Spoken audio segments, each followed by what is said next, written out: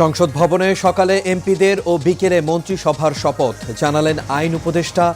এমপিদের শপথে থাকবেন না উপদেষ্টারা।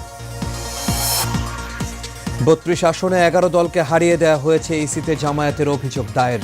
নির্বাচন পরবর্তী সহিংসতার প্রতিবাদে কাল মিছিল। এবং নোয়াখালীতে হাতিয়ায় গৃহবধূ ধর্ষণ নিয়ে ধোঁয়াশা। অভিযুক্ত ব্যক্তি ঘটনার সময় হাসপাতালে ভর্তি ছিল বলছে পুলিশ।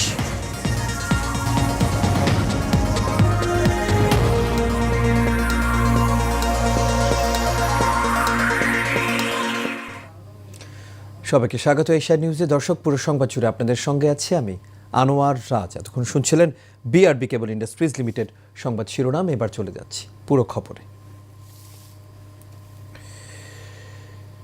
এবার বিস্তারিত। অবশেষে